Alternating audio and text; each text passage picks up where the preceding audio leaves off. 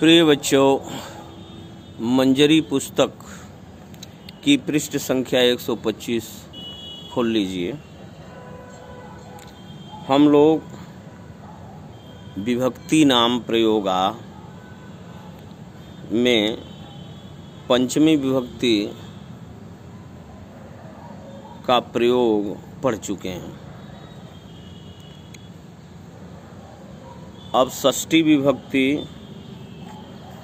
और प्रथमा दो तरह के शब्द इस श्लोक में हैं। षष्ठी विभक्ति, उसके आगे पेन खोल लीजिए और उसकी दाहिनी तरफ लिखिए संबंध कारक।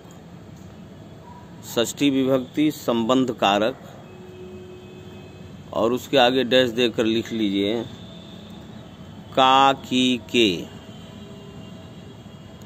ना, नी, ने, और फिर कामा देकर लिख लीजिए रा, री, रे।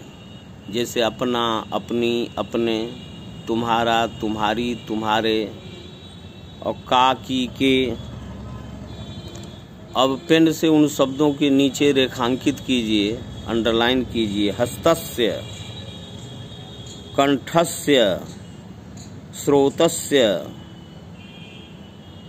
इन तीनों शब्दों में षष्ठी विभक्ति संबंध कारक का प्रयोग है।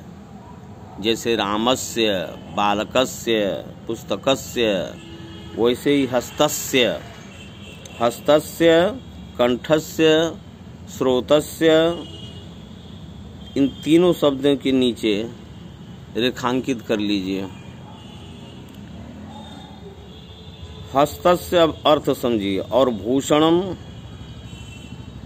हस्तस्य भूषणम दानम, और सत्यम कंठस्य भूषणम।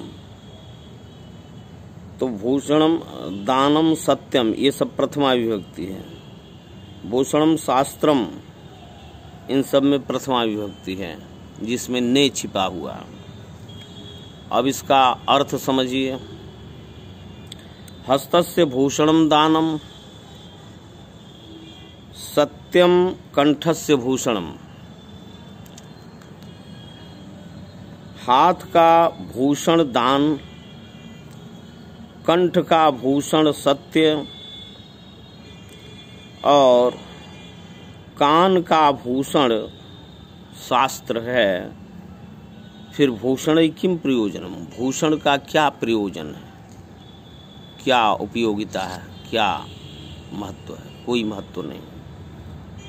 हस्तस्य माने हाथ का, भूषणम माने गहना, अलंकार, यानी शोभा बढ़ाने वाली चीजें।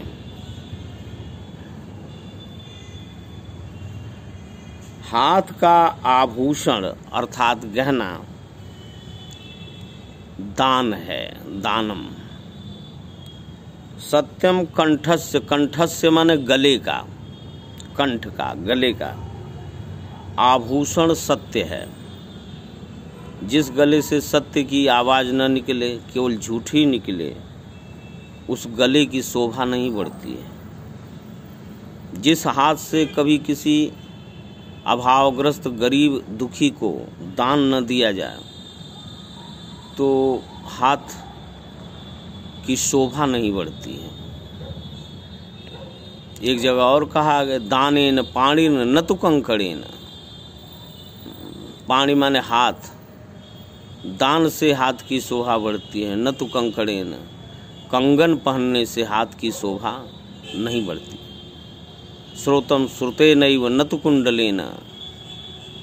और श्रोत यानी श्रोतस्य, कान का, कान की शोभा शास्त्र सुनने से बढ़ती है, न कि कानों में कुंडल पहन लेने से सोने का, हीरे का शोभा नहीं बढ़ती है। शास्त्र वचन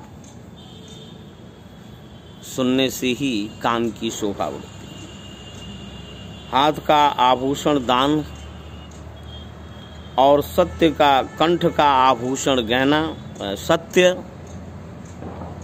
कंठ का आभूषण सत्य, और कान का, स्रोतस्य माने कान का, अपनी कलम से लिखते जाइए, उन्हीं शब्दों के नीचे ऊपर अर्थ लिख लीजिए। स्रोतस्य कान का आभूषण शास्त्र है। शास्त्र में वेद, पुराण, उपनिषद, रामायण, श्रुतियाँ, महापुरुषों द्वारा कहे हुए वचन, ये सब शास्त्र हैं। फिर भूषण की क्या आवश्यकता है? किम प्रयोजन? भूषण, आभूषण की, गहनों की, किम माने क्या, प्रयोजन है, आवश्यकता है, उपयोगिता है। क्या उपयोगिता? अर्थात कोई उपयोगिता नहीं है। अब सप्तमी विभक्ति, उसके आगे लिखिए दाहिनी तरफ अधिकरण कारक, और उसके आगे डैश देकर लिखिए में, कामा देके लिखिए पर,